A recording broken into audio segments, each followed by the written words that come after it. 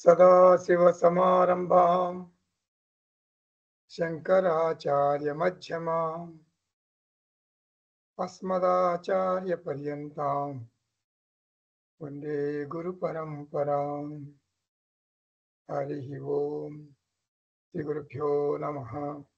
हरिः ओम्। ఆత్మబంధువులారా, 31వ పాఠం అష్టావకర గీత. జనకుడు చెప్తున్నాడు తన ఆత్మ స్థితి గురించి. 13వ అధ్యాయంలో 1వ శ్లోకంలో ఉన్నాం. అకించన భవం స్వాస్థ్యం కౌపీనత్వేపి దుర్లభం త్యాగాదానే విహాయాస్మాత్ అహమాసే యథా సుఖం.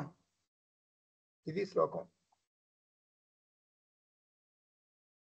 అంటే ఆత్మ మాత్రమే ఉంది,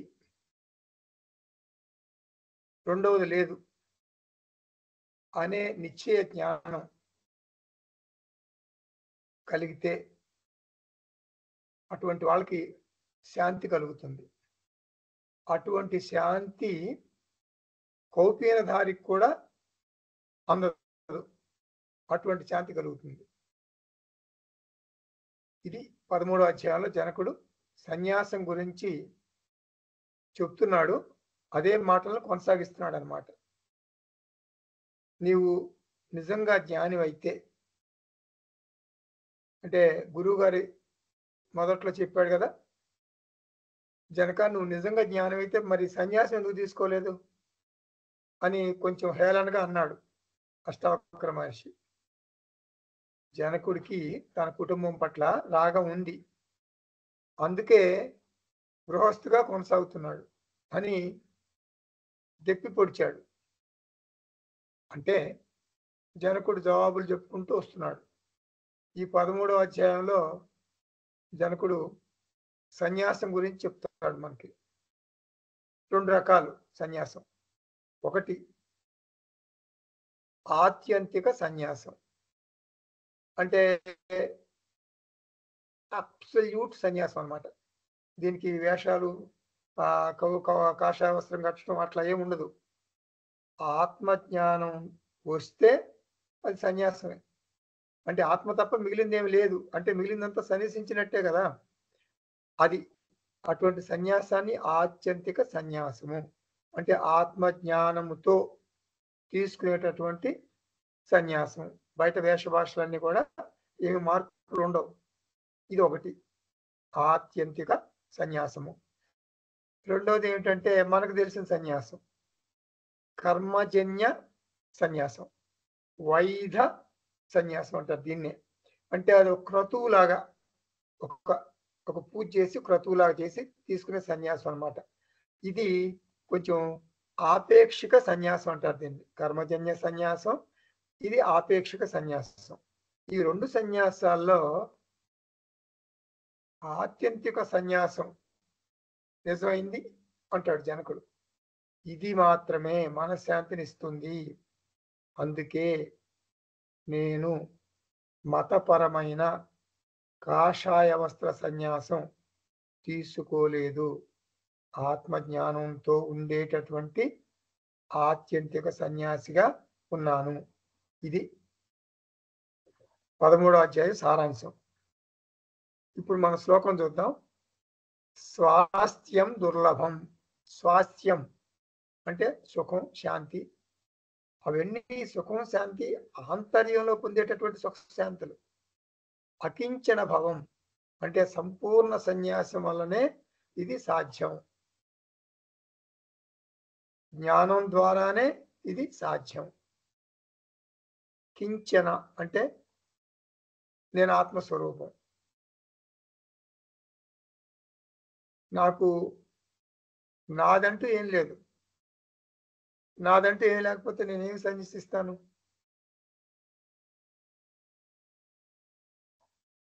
సన్యసించేది ఏముంటుంది? నాకంటూ ఏం లేదు. అంటే నేను ఆత్మస్థితిలో ఉన్నప్పుడు ఏముంది? నాకేమి లేదు. అంటే అంతా మిచ్చే కదా, నాది కాదు కదా అది. కాబట్టి నేనేం సజెసిస్తాను? నాకు నా స్వంతం అంటూ ఏమీ లేదు అని ఎలా చెప్పగలను? ఎలా చెప్పగలనంటే, నేను అద్వితీయ ఆత్మను. అంటే ద్వితీయం లేని ఆత్మను. రెండో వస్తువు లేదు. ఆత్మ సత్యం. రెండోది మనకి అనుభవంలోకి వచ్చేది కదా! రెండోది అదొక కల. అదొక మిథ్య. ఇది అద్వైతం దృష్టిలో మనం చెప్తాం. మరొక దృష్టిలో ఏం చెప్తాం? వ్యావహారిక దృష్టిలో ఇది పట్టుకోవాలి జాగ్రత్తగా మీరు. ఆత్మస్థితిలో అర్థం చేసుకున్నారు మంచిగా. ఇప్పుడు వ్యావహారిక స్థితిలో చెప్పాలంటే ఈ జగత్తులోని, ఈ సృష్టిలోని వస్తువులు అన్నీ కూడా భగవంతునికే చెందుతాయి. కాబట్టి నాకంటూ ఏమీ లేదు. అంటే నా దేహంతో సహా భగవంతునిదే. పరమాత్మదే. భగవంతుడికి మాత్రమే తెలుసు. ఏమిటి తెలుసు?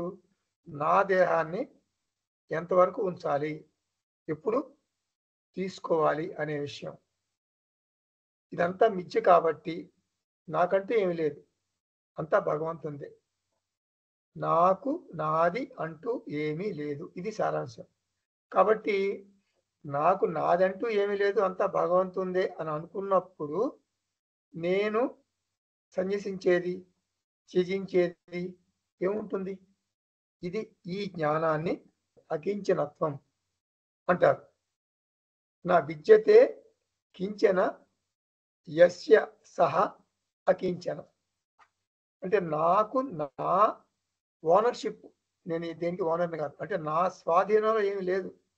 భవం ఈ రకంగా పొందినటువంటి జ్ఞానం వలన స్వాస్థ్యం అంటే ఆంతర్యంలో, హృదయంలో, మనస్సులో సుఖంగా, శాంతిగా ఉంటాం. ఏమిటి ఆ సుఖశాంతులు?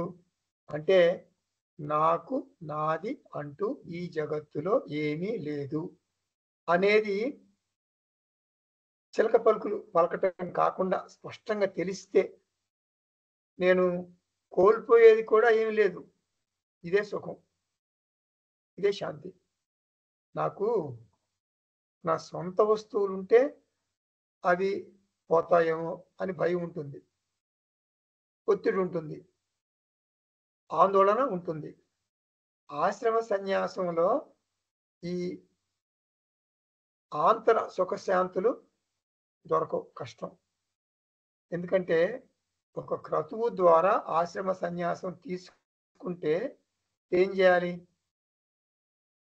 మన కాషాయ వస్త్ర సన్యాసులు ఏం చేస్తారు? ఆస్తిపాస్తులన్నీ వదులుకుంటారు.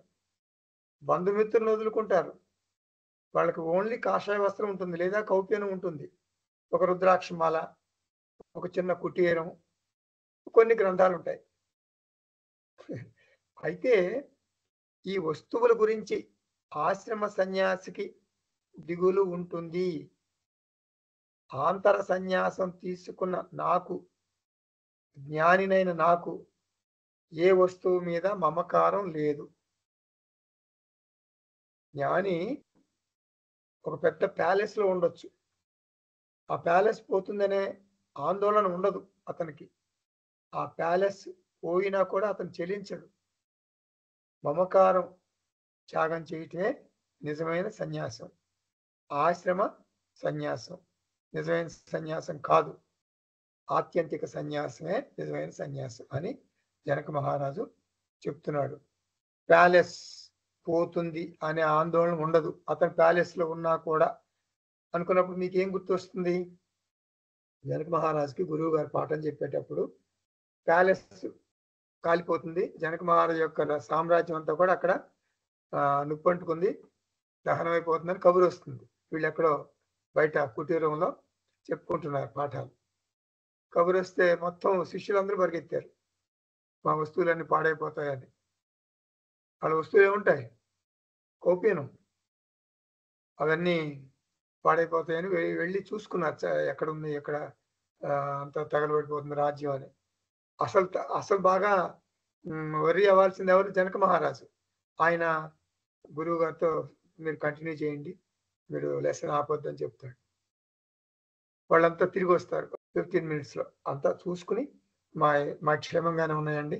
అదేదో అంటుకుంది వెంటనే వెంటనే ఆరిపోయిందంట నొప్పు లేదని చెప్తారు.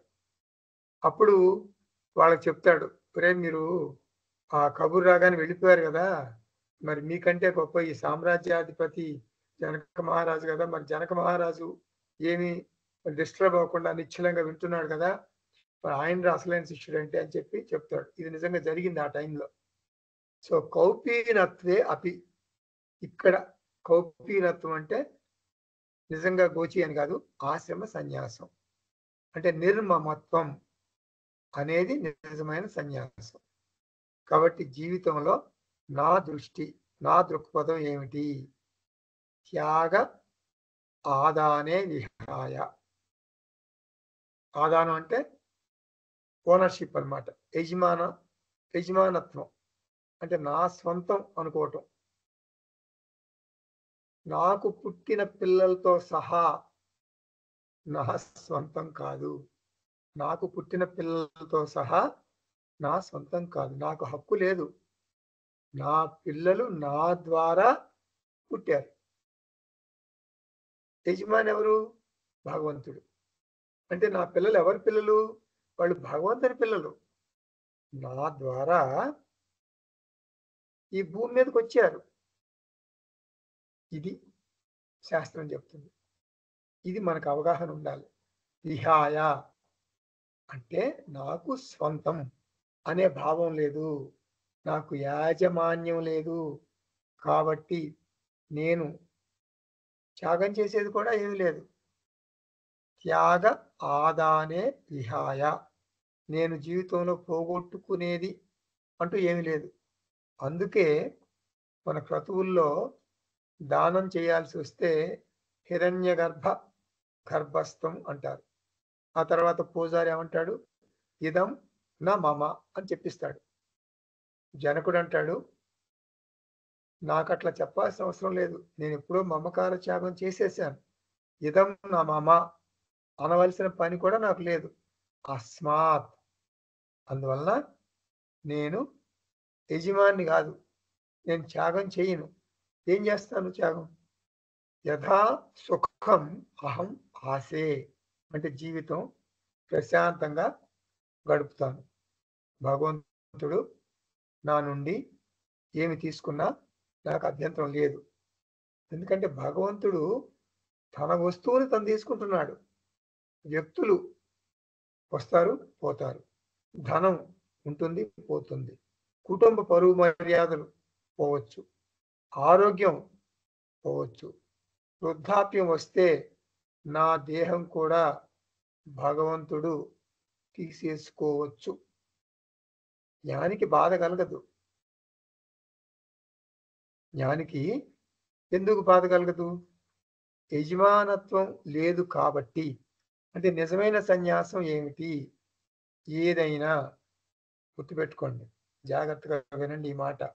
ఏదైనా ఎప్పుడైనా కోల్పోవటానికి మానసికంగా సిద్ధంగా ఉండటమే నిజమైన సన్యాసం. ఇది సన్యాసానికి వేదాంతం ఇచ్చేటటువంటి నిర్వచనం. అంటే అంతా సవ్యంగా ఉంది మనకి. మన జీవితం వడ్డించిన విస్తరి. ఇప్పుడు మనకేం సమస్యలు లేవు. కానీ భవిష్యత్తులో ఏ సమస్య వచ్చినా, ఏమి జరిగినా నేను కోల్పోవటానికి మానసికంగా ఆంతర్యంలో సిద్ధంగా ఉంటాను. అంటే ఇన్నర్ ప్రిపేర్డ్‌నెస్ అంటారు. ఇన్నర్ ప్రిపేర్డ్‌నెస్ స్వామీజీ అంటారు. Inner preparedness to lose anything any time. అది ముఖ్యం. Inner maturity, inner refinement, inner transformation ఇది కావాలి. ఇన్నర్ బయట కనపడుతుంది. అందరూ ఒకలాగానే ఉంటారు. జ్ఞాని అజ్ఞాని ఇద్దరు ఒకే రకంగా ఉంటారు. ఈ జగత్ ఇద్దరికి ఒకే రకంగా ఉంటుంది. మరొక శ్లోకం చూద్దామా?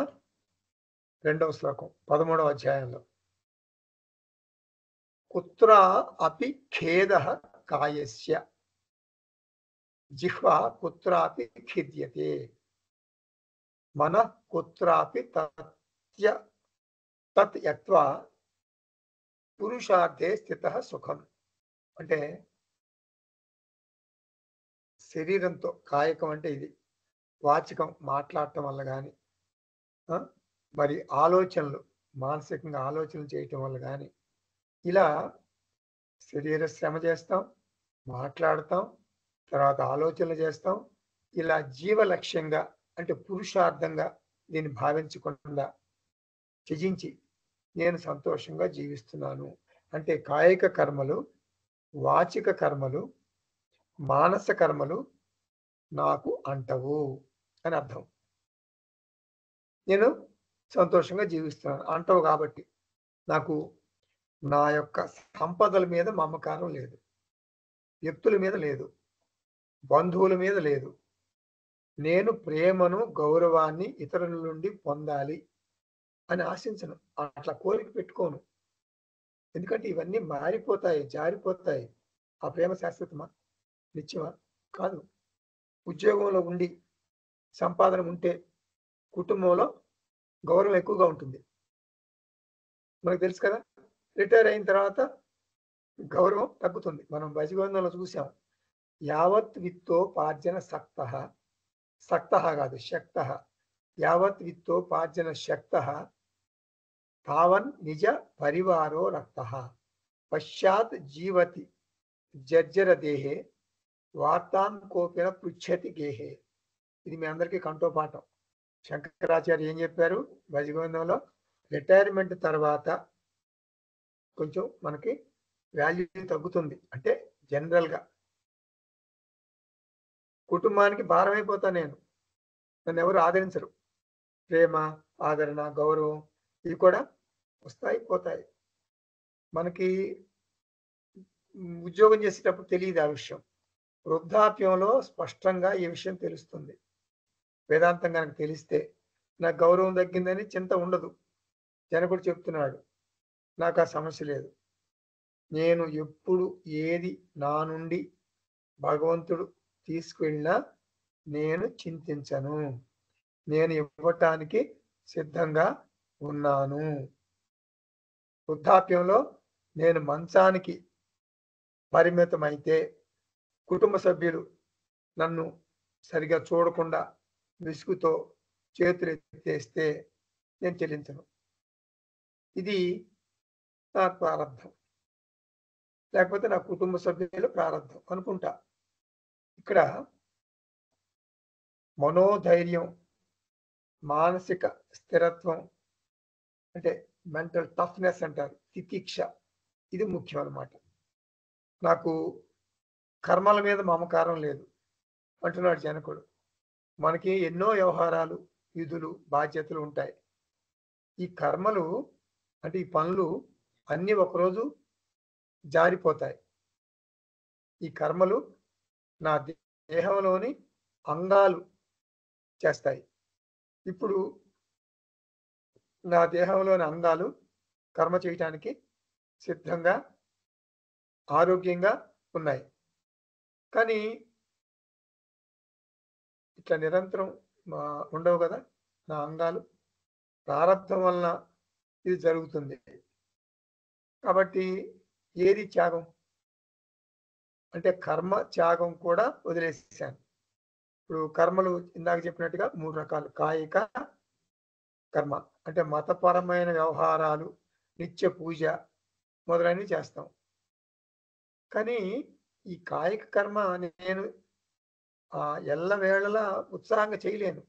ఎందుకంటే నా అంగాల్లో అంటే నా శరీర అవయవాల్లో క్రమంగా శక్తి తగ్గుతుంది కదా. వృద్ధాప్యం వస్తే నేను పూజ చేయలేను. నిత్య పూజతో కూడా నాకు బంధం ఉండకూడదు, రాగం లేదు, బంధం లేదు, నాకు మరి చింత లేదనమాట. చాలా మంది బెంగ పెట్టుకుంటారు, రే నేను సంధ్యావందనం చేయలేకపోతున్నాను రా, పూజ చేయలేకపోతున్నాను రా, నేను శరీరం సహకరించట్లేదని. శరీరం సహకరించకపోతే పూజ మీద రాగం ఉండకూడదు. నువ్వు చేయలేకపోతే ఓకే అనుకోవాలి. దేహం సహకరించకపోయినప్పుడు యాక్సెప్ట్ చేయాలి. అది చేయరు చాలా మంది. బెంగ పెట్టుకుంటారు. ఆ దేహంలోని ఆ అవయవాలు సహకరించకపోతే కొన్ని పనులు మనం చేయలేము. చాలామంది బెంగ పడిపోతారు. అయ్యో! కనీసం దేవుడి గదిలో కూర్చొని దీపారాధన చేయలేకపోతున్నాను అనుకుంటారు. అందుకే జనకుడు ఏమంటున్నాడు? నేను ఆసక్తి రహిత కర్మలు చేస్తాను. రేపు మరి ఈ వేదాంత శ్రవణం, ఈ క్లాసులకి వేదాంత క్లాసులకు కూడా వెళ్ళలేని పరిస్థితి రావచ్చు. కాబట్టి కాయిక కర్మలకు అతుక్కుపోయి నేను రోదిస్తూ కూర్చోను. పోతే వాచిక కర్మ. వాచిక కర్మ అంటే జపం, మరి ఇట్లాంటివి పారాయణం ఇటువంటివి. మానసిక కర్మ అంటే మెడిటేషన్, ధ్యానం మొదలైనవి. ఇప్పుడు వీటి పట్ల కూడా నాకు మమకారాలు లేవు. నేను ఎందుకు లేవు మమకారాలు? నేను ఆత్మ. ఆత్మ అంటే అకర్త, నిత్య అకర్త. పశ్యన్, శృణ్వన్, స్పృశన్, జిఘ్రన్ నైవ కించిత్ కరోమి. నేను ఏ కర్మతోనూ బంధం పెట్టుకోను, రాగం పెట్టుకోను. కాబట్టి వ్యక్తుల పట్ల మమకారం వదులుకో. వస్తువుల పట్ల మమకారం వదులుకో. సుఖశాంతులు బాహ్యంలో లభిస్తాయి అనే ఆశ వదులుకో. కుత్రాపి ఖేద కాయస్య. శ్లోకంలో మాట ఇది. ఒక్కొక్కసారి కాయిక కర్మల వల్ల ఆందోళన వస్తుంది. ఇక్కడ కాయ అంటే శరీరం, లౌకిక కర్మలు అని అర్థం. ఆందోళన ఎందుకు వస్తుంది? ఎందుకంటే కాయిక కర్మలు ప్రతినిత్యం చేస్తాను, కొంతకాలానికి ఆ కర్మకు బానిస అయిపోతాను. ఇది సమస్య. అది మంచి పని కావచ్చు, చెడ్డ పని కావచ్చు. మంచి పని అయితే బంగారం గొలుసు, చెడ్డ పని అయితే ఇనప గొలుసు. జిహ్వ కుత్రాపి ఖిద్యతే అంటే దుఃఖ అనుభవం. ఇక్కడ జిహ్వ అంటే నాలుక, అంటే వాచిక కర్మ. అంటే ప్రతినిత్యం మాట్లాడతాం, ప్రతినిత్యం మనం మాట్లాడతాం. కొంతకాలానికి మాటలు మోగబోతాయి, అయినా దిగులు చెందకూడదు. మాటలు మోగబోతాయంటే నిజంగా మోగవాడు అవుతాడని కాదు. మాటలు అర్థం కావు. మన మాటలు ఎవరికి అర్థం కావు. వృద్ధాప్యం వచ్చిన తర్వాత ఏదో మాట్లాడతాం, మాట్లాడాలి కదా అని, ఎవరికి అర్థం కావు. విసుక్కుంటారు, అందరూ పారిపోతారు మనం ఎక్కడ మాట్లాడతామోనని. అయినా దిగులు చెందకూడదు. మనః కుత్రాపి, మానస కర్మ మీద మమకారం లేదు. విచిత్రం ఏమిటంటే దేహంలోని అవయవాలన్నీ కూడా ఆరోగ్యంగానే ఉన్నాయి, బాగా పనిచేస్తున్నాయి. ప్రారంభం మంచిగా ఉంది. నీకు బాగా వృద్ధాప్యం వచ్చేసింది, 95 సంవత్సరాలు అయినా అన్ని సవ్యంగా జరుగుతున్నాయి, సమస్యలు ఏం లేవు. అయినా దుఃఖిస్తాం. చూడండి విచిత్రం. ఎందుకు? దేహంలోని అంగాలు పని చేయవేమోనని దిగులు పడతాం. ఇప్పుడు పని చేస్తున్నాయి కదా, సంతోషం లేదు. పని చేయవేమో అని, భవిష్యత్తులో పని చేయవు కదా అని దుఃఖపడతాం. అలా ఊహించి బాధపడతాం. ఇది ఊహించి బాధపడినా కూడా నిజమైన బాధతో సమానం. ఊహించుకుని బాధల్లో ఊరేగటం అనేది ఒక రకమైన మనోవ్యధ, మానసిక రుగ్మత. మరి నేను ఎప్పుడు మరణిస్తాను? నాకు ఎప్పుడో మరణించాలి కదా. వచ్చేసి నా తోటి వాళ్ళతో చాలా మంది మరణించారు, కాబట్టి నేను కూడా మరణిస్తాను. మరి నేను మరణిస్తే పిల్లలు మరి వస్తారా అమెరికా నుంచి? మరి ఎన్ని రోజులు నా పార్థివ దేహాన్ని ఐస్ పెట్లో ఉంచుతారు? ఇలా ఏదో ఏదో ఊహించుకుని చాలా మంది విలపిస్తూ ఉంటారు, రోధిస్తూ ఉంటారు. నిజానికి వారికి సమస్యలు వర్తమానంలో లేవు. లేవు. వారికి ఆరోగ్యం బాగుంటుంది, అయినా శోకం వారి నైజం, ఏడుపు వారి నైజం. జీవితాన్ని ఆస్వాదించలేరు. ఆత్మని ఏవ ఆత్మనా తుష్టః, ఇది వేదాంతం.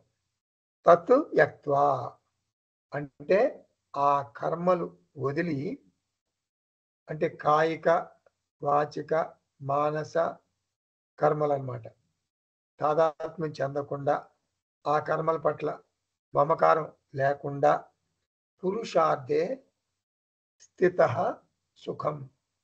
అంటే మోక్ష పురుషార్థంలో స్థిరంగా ఉన్నాను. అంటే నిత్యముక్తి గతంలో, భవిష్యత్తులో, వర్తమానంలో ఎప్పుడు నేను ముక్తుడినే. ఈ దేహానికి ఏం జరుగుతుంది అనేటటువంటి ఆందోళన నాకు లేదు. ప్రయత్నపూర్వకంగా నేను దేహం గురించి, భవిష్యత్తు గురించి, వృద్ధాప్యం గురించి ఆలోచించి వర్తమానాన్ని కలతలు, కన్నీళ్లతో నింపను అని జనక మహారాజు చెప్తున్నాడు. 3వ శ్లోకం. కృతం కిమపి నైవ స్యాత్ ఇతి సంచిత్ యతత్వతః యదా యత్ కర్తుమాయాతి తత్ కృత్వాసే యథా సుఖం. నేను ఆత్మగా ఏ పని చేయటం లేదు. అటువంటి నిశ్చయ జ్ఞానంతో యథేచ్ఛగా ఏది ప్రాప్తిస్తుందో దాంతో నేను సుఖంగా జీవిస్తున్నాను. అంటే నాకు మమకారం లేదు. అంటే నేను దేనికి యజమాని కాదు అంటున్నాడు జనకుడు. అంటే కాయిక, వాచిక, మానస కర్మల మీద నాకు మమకారం లేదు. ఏదో ఒక డ్యూటీగా, ఒక బాధ్యతగా నేను ఆ పనులు చేస్తాను. అది నా కర్తవ్యం.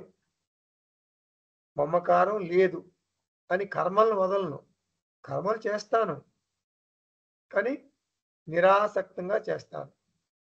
చాలామంది ఏమనుకుంటారంటే జ్ఞానికి సమస్యలు ఉండవు, జ్ఞాని జీవితం వడ్డించిన విస్తరి. సమస్యలన్నీ కూడా సంసారాలకే ఉంటాయి. సంసారం అంటే సమస్యలు, జ్ఞాని అంటే సమస్యలు ఉండవు అనుకుంటారు. సో జ్ఞాని, అజ్ఞాని అంటే సంసారి, ముక్తి వచ్చినటువంటి జ్ఞాని. సంసారి అంటే ముక్తి రాలేదు కదా. ఇద్దరికి సమస్యలు ఒకే రకంగా ఉంటాయి, గుర్తుపెట్టుకోండి. సమస్యలు ప్రారంభం వల్ల వస్తాయి.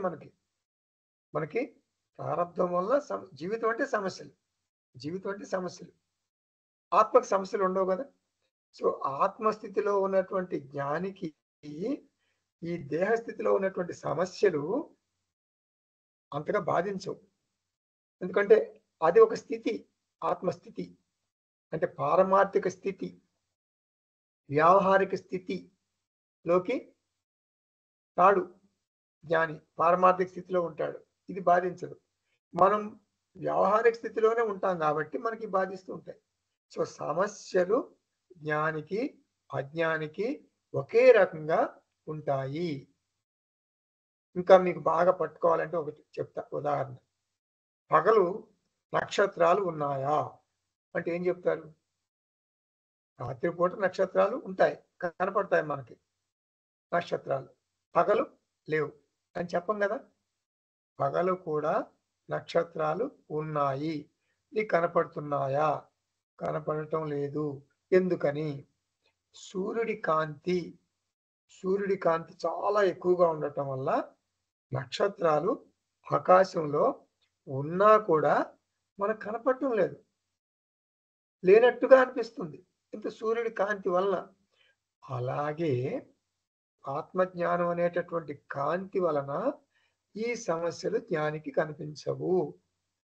ఆత్మజ్ఞానం అనేటటువంటి కాంతితో జ్ఞానికి సమస్యలు ఉన్నా కూడా జ్ఞాని జీవితంలో సమస్యలన్నీ కూడా ఆయనకి కనిపించవు, పగల నక్షత్రాలు మనకు కనిపించినట్టుగా. కాబట్టి ఆత్మబంధువులారా, నిరాసక్తంగా చేస్తాడు జ్ఞాని కర్మలు. నా కుటుంబంలోని వృద్ధులకు నేను సేవ చేస్తాను, పిల్లలను విద్యావంతులుగా తీర్చిదిద్దుతాను, ధన సంపాదన కూడా ఒక పద్ధతిలో ధర్మబద్ధంగా చేస్తాను, పాత్ర పోషణ నాటకీయంగా చేస్తాను. ఇవన్నీ కూడా అనాత్మలోని భిన్నమైన పాత్రలు. ఒక నటుడు సినిమాలో నవ్వుతాడు, సినిమాలో ఏడుస్తాడు, కానీ అది నటన అని నటుడికి తెలుసు, తను నిశ్చింతగా ఉంటాడు.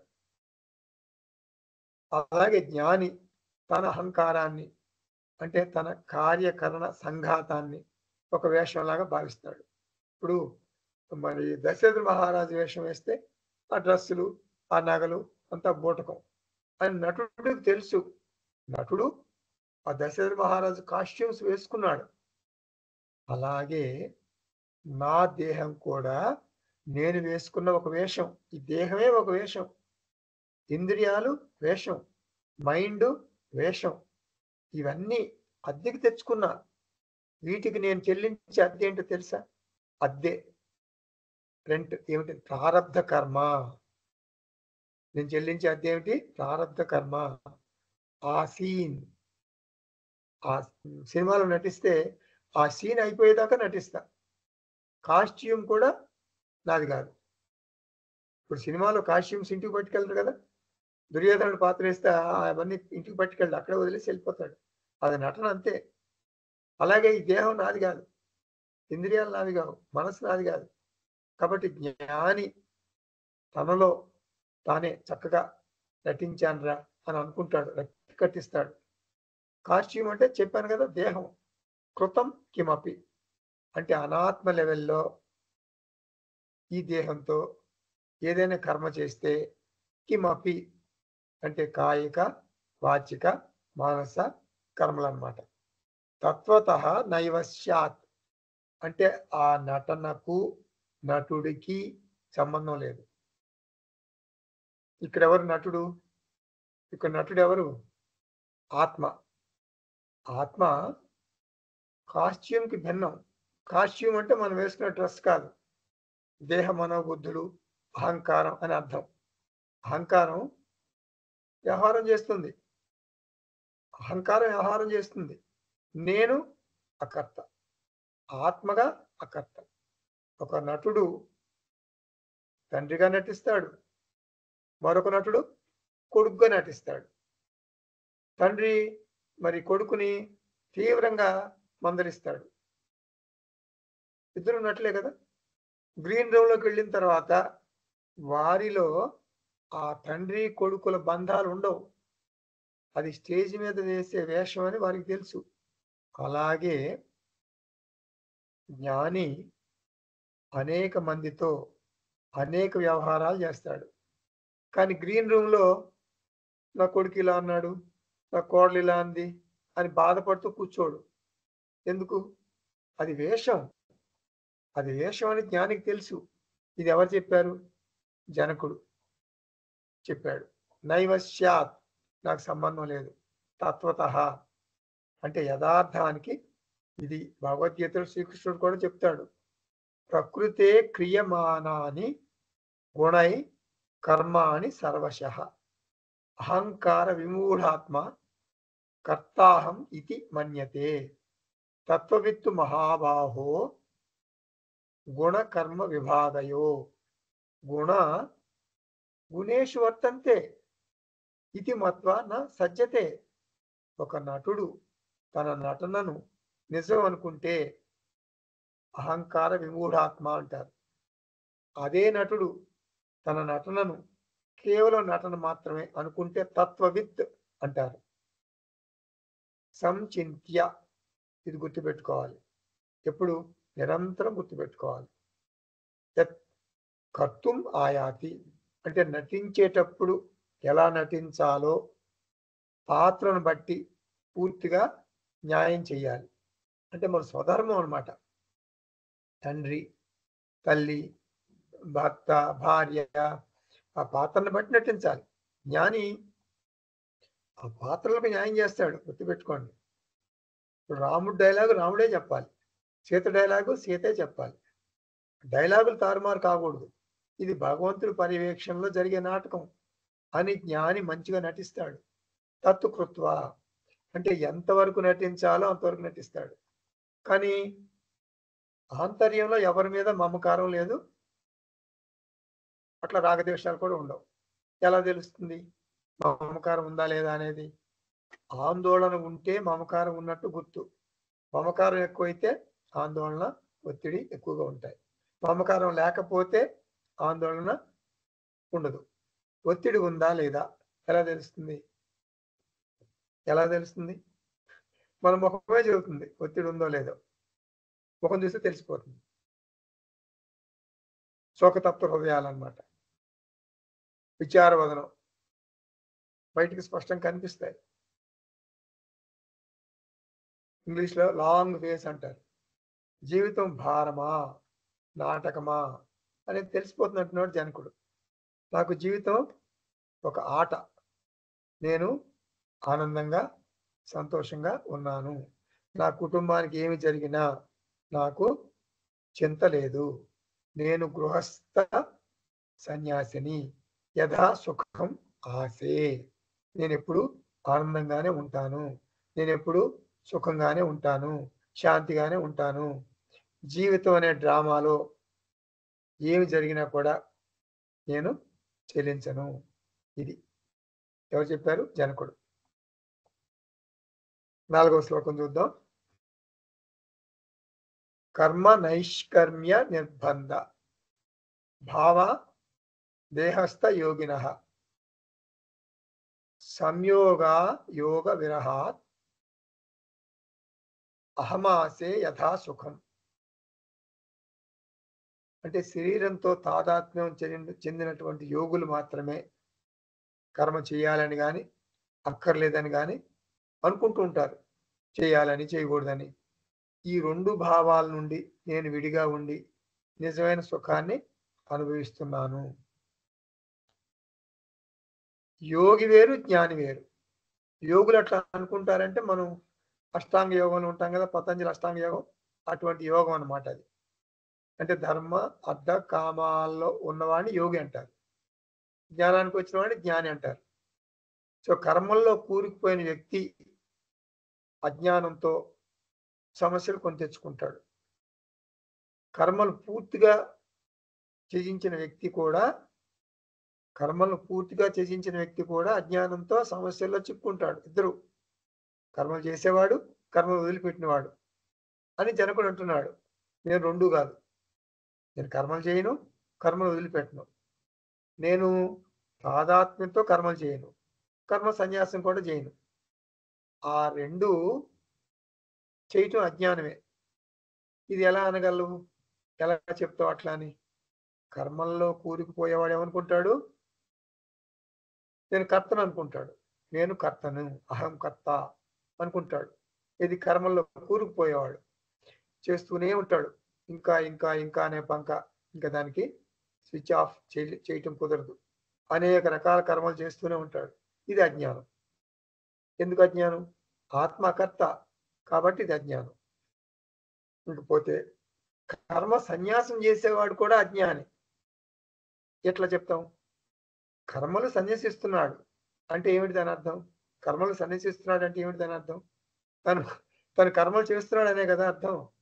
ఇప్పుడు ఒక జడ్జి గారు అతనికి క్రిమినల్కి నీకు శిక్ష వేయట్లేదయా, నీకు శిక్ష వేయట్లేదు, క్షమించేశాను, కానీ గుర్తుపెట్టుకో, ఇక నుండి నీవు నీ భార్యను కొట్టవద్దు అన్నాడు. ఎవరు? జడ్జి గారు. ముద్దా ఏం చేశాడు? ఒప్పుకున్నాడు, సరే అన్నాడు. ఏమర్థమైంది మీకు? అతను భార్యను కొడుతున్నాడని అర్థం వచ్చింది కదా, అతను భార్యను కొడుతున్నాడని అర్థం వచ్చింది. అట్లాగే కర్మ నైష్కర్మ్య నిర్బంధ భావా. నిర్బంధ భావా అంటే ఆందోళన అని అర్థం. అంటే కర్మల వలన ఆందోళన. నైష్కర్మ్యం అంటే కర్మ సన్యాసం. నిర్బంధ భావా అంటే వ్యక్తులకు సంబంధించింది. అంటే వారు దేహస్థ యోగిన, అంటే వారు దేహాభిమానం కలవారు. ఇప్పుడు దేహాభిమానం ఉంటే వదిలినా బాధే, చేసుకున్న బాధే. కర్తృత్వ అభిమానం కలవారు అని అర్థం వస్తుంది. కాబట్టి వారు అజ్ఞానులు. కర్మ సన్యాసం చేసినా కూడా, కాషాయం కట్టినా కూడా అది సాపేక్షికం మాత్రమే, పూర్తి సన్యాసం కాదు. ఇప్పుడు సన్యాసులు కుటుంబాన్ని వదిలేస్తారు, సన్యాస ఆశ్రమ సంబంధమైనటువంటి కర్మలు చేస్తారు. సన్యాసికి కూడా చాలా విధులు చాలా ఉంటాయి, చేయవలసిన పనులు. వాటి పట్ల వారికి రాగం ఏర్పడుతుంది. ఇది ఒత్తిడికి ఆందోళనకి కారణం అవుతుంది. గృహస్థుకి గృహస్థ ఆశ్రమ కర్మల గురించి ఆందోళన ఉంటే, సన్యాసికి సన్యాస ఆశ్రమ కర్మల గురించి ఆందోళన ఉంటుంది, ఒత్తిడి ఉంటుంది. జనకుడు ఏమంటున్నాడు? తేడా ఏముంది? ఇద్దరు సమానంగా ఒత్తిడికి గురవుతున్నారు. ఒకరు తెల్ల బట్టలతో, మరొకరు కాషాయ వస్త్రాలతో. కాబట్టి నేను అకర్త, ఆత్మ లాగా సుఖంగా ఉన్నాను. మమకారం లేకుండా కర్మలు చేస్తున్నాను. ఇది జనక ఉవాచ. ఆత్మబంధువులారా, మిమ్మల్ని ఎవరైనా మీకు జ్ఞానం వచ్చిందా? ఆత్మజ్ఞానం వచ్చిందా? Straight question, one word answer. నాకు ఆత్మజ్ఞానం వచ్చింది, ఆత్మజ్ఞానం రాలేదు. అంతే, రెండే మాటలు. కొంచెం వచ్చిందండి, వచ్చినట్టుగా ఉందండి, అంటే ఇప్పుడిప్పుడే తెలుస్తుంది నాకు, అట్లా ఏం మాట్లాడకూడదు. మీకు ఆత్మజ్ఞానం వచ్చిందా? ఆత్మజ్ఞానం పూర్తిగా నశించి ఆత్మజ్ఞానం వచ్చిందా? స్ట్రెయిట్ క్వశ్చన్ అడిగితే ఏం చెప్తారు? మరి 10 ఏళ్ళుగా వింటున్నామండి మరి వేదాంతం క్లాసులు, గురువు గారు ఏమనుకుంటారో ఆత్మజ్ఞానం రాలేదండి అంటే బాగుండదు కదా, గురువు గారు ఏమైనా అనుకుంటారు అని తటపటాయిస్తున్నారా? నిజంగా చెప్పగలుగుతున్నారా? ఇది ఒక క్వశ్చన్. ఇప్పుడేం సమాధానం చెప్పొద్దు, మనసులో పెట్టుకోండి. ఈ క్వశ్చన్ గుర్తుపెట్టుకోండి. ఇది సాధారణంగా అంటే ఇవన్నీ క్వశ్చన్ అంటే ఎవరో అడుగుతారని కాదు, మనం ప్రశ్నించుకోవాలి, ఆత్మ పరిశీలన చేసుకోవాలి. మీరు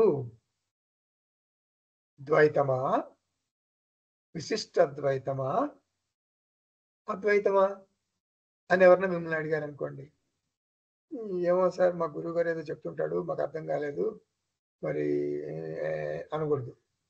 విశిష్ట అద్వైతము, ద్వైతము, అద్వైతము, మూడే కదా మనకున్నాయి. ఈ మూడు నేను మూడు ఉన్నాను అనే జ్ఞానం మనకు ఉండాలి, మనకు క్లారిటీ ఉండాలి. నీ ఆధ్యాత్మిక ప్రయాణంలో ఈ మూడు స్టెప్స్. మన ఆధ్యాత్మిక ప్రయాణంలో ద్వైతము, విశిష్ట అద్వైతము, అద్వైతము, ఈ మూడు స్టెప్స్ అన్నమాట. ఎక్కుకుంటూ వస్తాం.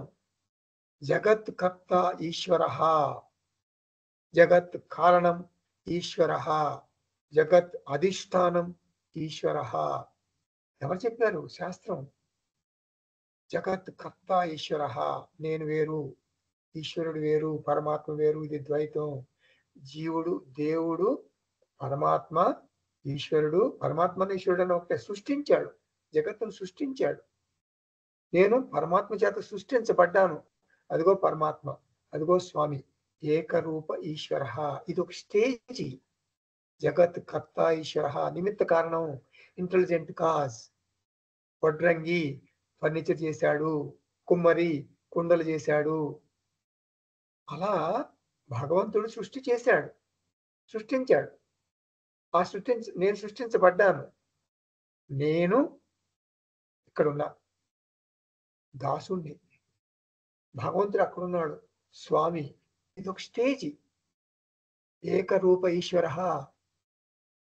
ఇష్టరూపం నా కృష్ణుడు, నీకు శివుడు, ఇంకొకరికి దత్తాత్రేయ, ఇంకొకరికి ఆంజనేయ స్వామి, ఇంకొకరికి సాయిబాబా. ఇది ఒక స్టేజ్. ఇది ద్వైతము. నేనే ఒక స్టేజి. రెండవ స్టేజి జగత్ కారణం ఈశ్వర. నిమిత్త కారణం అంటే సృష్టించాడు కదా. ఉపాదాన కారణం అంటే material cause.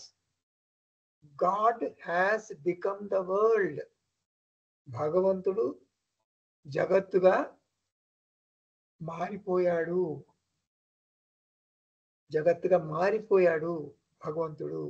God has become the world. జగత్ కారణం ఈశ్వర. ఈ సృష్టికి నాకు కారణం భగవంతుడు, నేను కార్యం, నేను జగత్తులో ఒక భాగం. I am part of the God. ఇందాకేమనుకున్నాం? I am different from the God. నేను వేరు, భగవంతుడు వేరు, అది ద్వైతం. ఇప్పుడు ఇక్కడ ఏమొచ్చింది? జగత్ కారణం ఈశ్వర. జగత్తులో నేను ఉన్నాను కదా, ఈశ్వరుడు లేనిది ఎక్కడ? అంతటా ఉన్నాడు, నాలో కూడా ఉన్నాడు. నేను ఒక భాగం, ఈశ్వరులో ఒక భాగం, జగత్తంతా ఈశ్వరుడు. ఇది ఉపాదాన కారణం. జగత్ కర్త ఈశ్వర, ద్వైతం. ఇది జగత్ కారణం ఈశ్వర. ఇది ఏం కారణం? ఉపాదాన కారణం. ఇది విశిష్టాద్వైతం. ఒక స్టెప్, రెండో స్టెప్ అన్నమాట. మూడో స్టెప్లోకి వెళ్తాం మనం. ఏకరూప ఈశ్వర. ఇది విశ్వరూప ఈశ్వర. విశ్వం విశ్వం విష్ణు. విశ్వం విష్ణు. విశ్వమంతా ఎవరు? విష్ణువే, కృష్ణుడే, దేవుడే, భగవంతుడే. భగవంతుడు లేని చోటు ఎక్కడ? ఇది ఇది రెండవ స్టేజ్. ఒక మెట్టు ఎక్కాం. ద్వైతంలోంచి విశిష్టాద్వైతంలోకి వచ్చాం మనం. తర్వాత జగత్ కర్త ఈశ్వర, జగత్ కారణం ఈశ్వర అంటే ఏకరూప ఈశ్వర, విశ్వరూప ఈశ్వరుడు లోంచి ఇంకో స్టెప్ పైకి వెళ్తున్నాం. ఏం స్టెప్ అది? అరూప ఈశ్వరుడు, ఫామ్లెస్ గాడ్. లేదు, ఫామ్ లేదు గాడ్కి. ఏమిటది? జగత్ అధిష్టానం ఈశ్వర. జగత్తుగా మారిపోలేదు, జగత్తుగా మారిపోయినట్టు నటిస్తున్నాడు. ఇది కళ. నేనేమైనా మారిపోయానా? నేను శుభ్రంగా ఏసీ రూమ్ లో పడుకుని నిద్రపోతున్నాను, ఫ్యాన్ కింద. ఏసీ రూము, పైన ఫ్యాను, దుప్పటి, అంత కంఫర్టబుల్ గా ఉన్నాను నేను. నాకు కళ వచ్చింది. ఆ కళలో ఏమిటేమిటో వచ్చినాయి. సింహం వచ్చింది, పులి వచ్చింది, అడవి ఉంది, అడేంటో మరి జలాశయాలు ఉన్నాయి, అన్నీ ఉన్నాయి. నేను మారిపోయానా? జలాశయంలాగా నేను పులిలాగా మారిపోయానా? సింహంలాగా మారిపోయానా? నేను హాయిగా దుప్పటి కప్పుకొని పడుకుని ఉన్నాను, నేను మారలేదు. అలాగే భగవంతుడు మారడు. భగవంతుడు కళ. భగవంతుడు కళ. భగవంతుడి కళ మాయ అంటాం మనం. మన కళని అవిద్య అంటాం. జీవుడికి వస్తే అవిద్య, భగవంతుడికి వస్తే మాయ. సో భగవంతుడు తన మాయ చేత ఇట్లా కనపడుతున్నాడు మనకి. భగవంతుడు మాయ, ఈశ్వర మాయ. ఈ సృష్టి అంటే జగత్ అధిష్టానం ఈశ్వర. జగత్ అధిష్టానం అంటే జగత్తు అంటే మనకు కలొస్తే స్వప్న ప్రపంచం, భగవంతుడికి కలొస్తే జాగ్రత్త ప్రపంచం. మనకి భగవంతుడికి తేడా ఏమిటి? మనం కల్లో మమేకం అయిపోతాం. విక్షేప శక్తి, ఆవరణ శక్తి అని రెండు ఉంటాయి మనకి. అంటే మనకంటే జీవులకి, మనిషికి, ఎస్టికి విక్షేప శక్తి, ఆవరణ శక్తి. మంచిగా పడుకున్నాం, బాగా తిని, ఇక్కడ దాకా తిని బాగా తుష్టిగా భోజనం చేసి పడుకున్నాం, కల వచ్చింది. అంటే స్వప్న ప్రపంచంలో మనం ఉన్నాం, స్వప్నం వచ్చింది. ఆ స్వప్నంలో మనమే స్వప్నం కన్నాం కదా, నేనే క్రియేట్ చేసుకున్నాను కదా, అది విక్షేప శక్తి. రెండు శక్తులు ఉంటాయి మనకి. ఆ నేనే కళ. మయేవ సకలం జాతం, మై సర్వం ప్రతిష్ఠితం, మై సర్వం లయం యాతి అనే జ్ఞానం అప్పుడు ఉండదు నాకు. కళ్ళలో మమేకం అయిపోయి, అయ్యో నన్ను సింహం మరి వెంటబడుతుంది. సింహాన్ని సృష్టించింది నేనే. ఆ సింహం వెంటబడుతుందని పరిగెత్తాను, భయంతో పరిగెత్తాను, ఎక్కడెక్కడో పరిగెత్తాను. నన్ను తింటుందేమని భయపడతాను, పులి వెంటబడుతుంది, ఏదో జరుగుతుంది. భయం భయం భయం. ఆ సృష్టి మొత్తం నాదే, నేను భయపడుతున్నాను. అంటే ఆవరణ కమ్మేసింది అనమాట నన్ను, నాకు తెలియట్లా. అంటే ఆవరణ శక్తి నన్ను పూర్తిగా కప్పేసింది కాబట్టి నా కళ అని నాకు తెలియట్లా, నేను సృష్టించుకున్న కళ నాకు తెలియట్లా. ఇది జీవాత్మ. పరమాత్మకి ఇదే విక్షేప శక్తి ఉంటుంది. పరమాత్మ విక్షేప శక్తి వల్ల మనం కలగన్నట్టుగానే పరమాత్మ కలగంటున్నాడు. పరమాత్మ కళ జాగ్రత్త ప్రపంచం. పరమాత్మకు ఆవరణ శక్తి ఉండదు.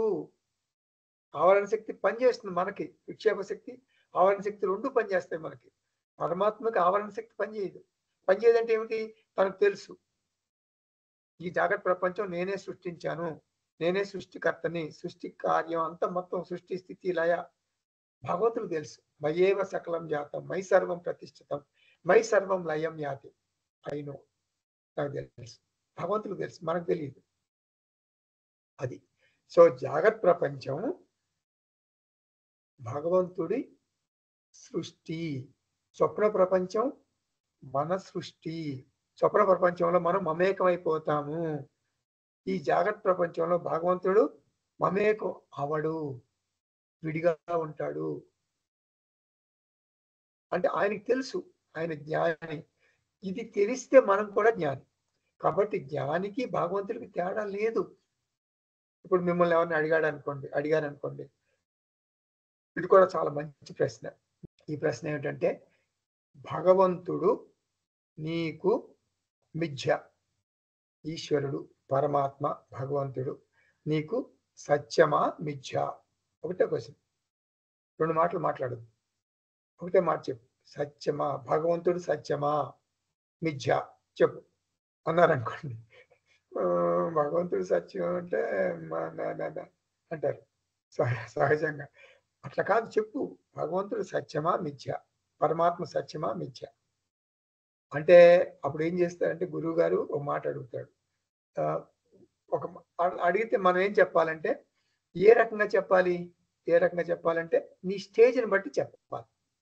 భగవంతుడు మిథ్య అని చెప్పాలా, భగవంతుడు సత్యం అని చెప్పాలా అనేది శిష్యుడి యొక్క స్టేజ్, అంటే ఆధ్యాత్మిక ప్రయాణం యొక్క ఆయన ఏ స్టేజ్లో ఉన్నాడు దాన్ని బట్టి చెప్పాలి.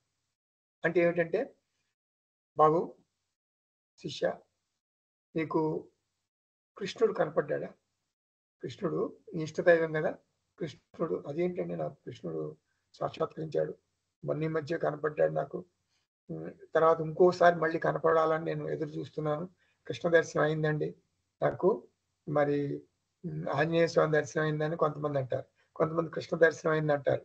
ఇట్లా దర్శనం అయింది నాకు, ఎందుకంటే నేను అదే పని ఓం నమో భగవతే వాసుదేవాయ, ఓం నమో భగవతే వాసుదేవాయ, జై శ్రీకృష్ణ, జై శ్రీకృష్ణ, జై గిరిధారి, జై గిరిధారి అని. కృష్ణుడు నన్ను చూసుకోడా, నాకు దర్శనం కూడా ఇస్తాడు, తప్పకుండా ఇస్తాడు. ఇలా నువ్వు మాట్లాడితే భగవంతుడు కృష్ణుడు మిథ్య, మిథ్య అసత్యము అని చెప్తారు. ఎవరు? శాస్త్రం, గురువు గారు చెప్తారు. ఎందుకని?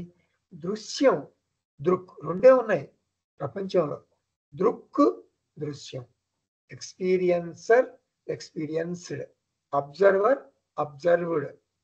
దృక్ ఎవరు? నేనే, కర్త. దృశ్యం అది ఆబ్జెక్ట్, ఇది సబ్జెక్ట్, అంతే. మరి భగవంతుడు నీకు కనిపించాడు కదా, ఈ దేహం కూడా దృశ్యమే కదా, నీకు కనిపిస్తుంది కదా, మరి భగవంతుడు నీకు కనిపిస్తే ఎవరు? దృశ్యం. దృశ్యం అంటే మిథ్యే కదా. అది అలా కాకుండా నువ్వు ఇంకొక రకంగా చెప్పావు అనుకో. ఏ రకంగా చెప్పావు అంటే, జీవాత్మ పరమాత్మ ఏకం కదండి, ఒకే చైతన్యం. ఇక్కడ ఈ అద్దంలో కాంకేవ్ లెన్స్ లో ఒక రకంగా ఉంటుందండి, కాన్వెక్స్ లెన్స్ లో మరొక రకంగా ఉంటుందండి. ఒకే చైతన్యం జీవాత్మగాను, ఒకే చైతన్యం పరమాత్మగాను మనకు అనిపిస్తుంది కదండి. చైతన్యం ఒకటే కదండి.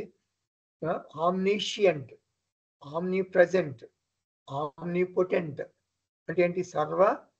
సర్వజ్ఞుడు, అంతా తెలిసినవాడు. ఆమ్నిషియంట్, ఆమ్నిపోటెంట్ సర్వశక్తివంతుడు, ఆమ్ని ప్రజెంట్ సర్వవ్యాపి భగవంతుడండి.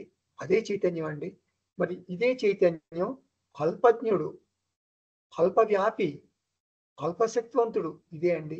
ఇది చీమండి, అది ఏనుగండి. చీమలో ఒకటే చైతన్యం అండి, ఏనుగులో కూడా ఒకటే చైతన్యం కదండి. మరి 0 క్యాండిల్ బల్బ్ అండి, ఒకే చైతన్యం అండి.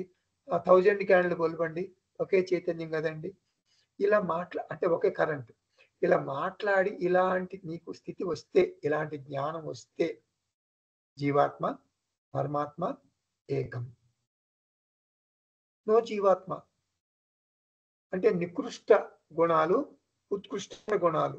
నికృష్ట గుణాలు జీవాత్మ, ఉత్కృష్ట గుణాలు పరమాత్మ, రెండు ఏకం. చైతన్యం ఒకటే కదా, చైతన్య దృష్టిలో రెండు ఉంటాయి. సో జీవాత్మ లేడు, పరమాత్మ లేడు. నికృష్ట గుణాలు లేవు, ఉత్కృష్ట గుణాలు లేవు. నిర్గుణ, అహం నిర్గుణ, అహం అసంగ, అహం ఆత్మ అస్మి, అహం బ్రహ్మ అస్మి, అహం పరమాత్మ అస్మి, అహం బ్రహ్మాస్మి. ఈ కోణంలో నీకు జ్ఞానం వస్తే అప్పుడు పరమాత్మ సత్యం, పరమాత్మ మిథ్య కాదు. ఇలా మనం ఆధ్యాత్మిక ప్రయాణంలో ఎదగాలి, మెట్టి మెట్టికి ఎదగాలి. ద్వైతము నేనే, జగత్కర్త ఈశ్వర, విశిష్టాద్వైతము నేనే, జగత్ కారణం ఈశ్వర, విశ్వరూప ఈశ్వరుడు, ఏకరూప ఈశ్వరుడు, జగత్ అధిష్టానం ఈశ్వర, నేనే అద్వైతము, అద్వితీయము, నేనే ఆత్మ అస్మి, అహం ఆత్మ అస్మి, అహం బ్రహ్మ అస్మి. ఇలా జ్ఞానంతో మనం అంటే పరిశీలన చేసుకోవాలి, ఆత్మ పరిశీలన చేసుకోవాలి. ఎక్కడున్నాము, ఇంకా ఎదగాలి, ఇంకా ఎదగాలి, జనక మహారాజులాగా మనం మారిపోవాలి. ఇది సంక్రాంతి సందర్భంగా మీకు నేను ఇచ్చేటటువంటి ఒక చిన్న సందేశం. ఓం తత్సత్. సర్వం శ్రీకృష్ణార్పణమస్తు. ఓం పూర్ణమదః పూర్ణమిదం పూర్ణాత్ పూర్ణముదచ్యతే పూర్ణస్య పూర్ణమాదాయ పూర్ణమేవావశిష్యతే. ఓం శాంతి శాంతి శాంతి. హరి ఓం. శ్రీ గురుభ్యో నమః. హరి ఓం.